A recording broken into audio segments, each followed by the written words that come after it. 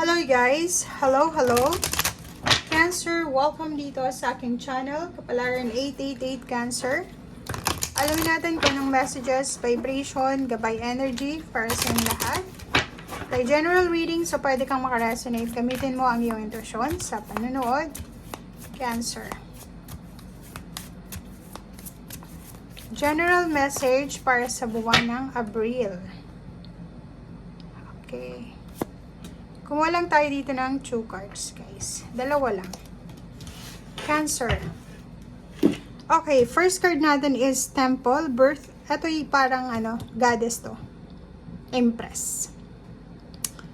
So, nakikita natin dito na may Cancer na posible, lalo kung babae ka, sobra-sobra yung confidence level na meron ka sa buwan ng Abril. Parang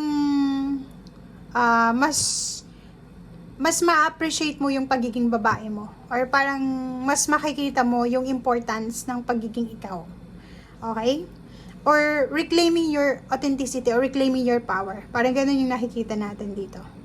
Pwedeng may magbubuntis, or pwedeng may nakabuntis kung lalaki, or pwedeng maraming pagkakataon ngayong April 2024, Cancer, na kung lalaki ka, mas powerful yung energy ng babae ngayong April na to.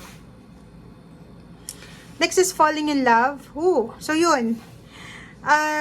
Kung babae ka or lalaki, so may chance kayo na ma-in love, maging excited, maging passionate, ma-develop, or kung ano pa man, sa buwan ng Abril.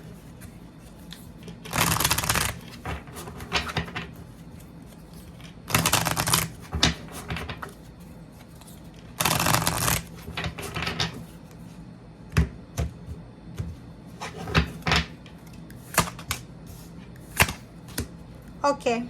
So, etong 2 cards na ito, number 12 and 38, number 3 and 11. Pareho lang yung message niya, kasi replacing what was lost and shedding the old.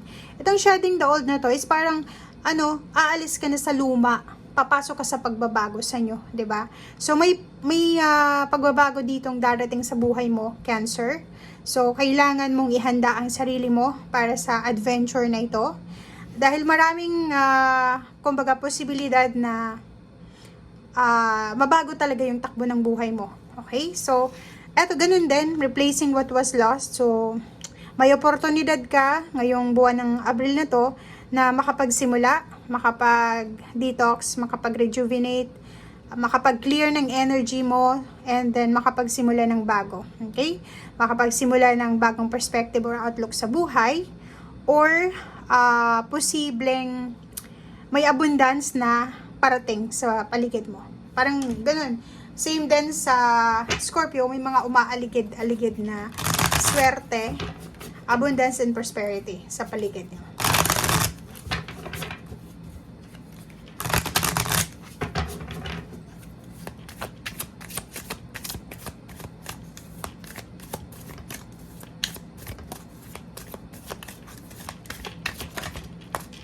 Okay, blessings.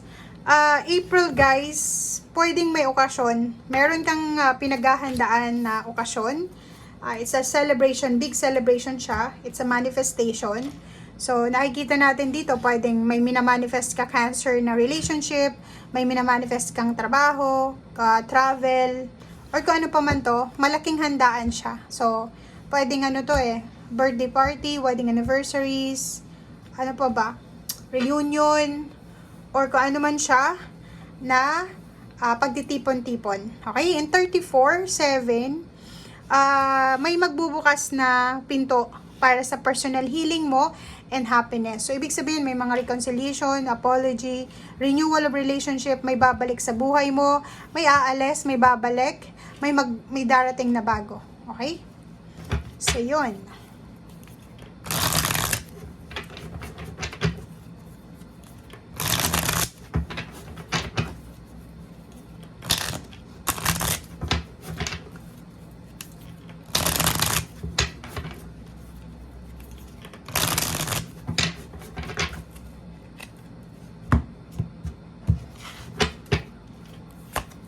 Okay.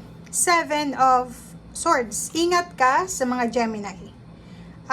This month, kailangan mo mag-ingat sa mga Gemini kasi pwedeng may isang Gemini na nagsisinungaling sa'yo na like kwento. May mga kinikwento sa'yo ang Gemini na to na pwedeng kasinungalingan and pwede kang maniwala and pwede kang magkaroon ng kaaway or ka-kompetisyon, ka-diskusyon or ano pa man dahil sa mga kwento niya. So, ingat-ingat ka.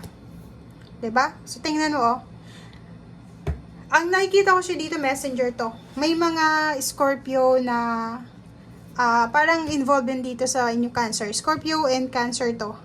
Ingat-ingat kayo sa Gemini kasi pwedeng ang Gemini na to is maraming screenshots na sinesend sa'yo. Mga information or ganito, ganyan. Alam mo yung sinabi ni ganyan, eto yung ganito, ganyan. So, maging matalino ka, maging wise ka. Kasi ako, for me lang personally, for example, ako, may magsisend sa akin ng message, like, isang Gemini.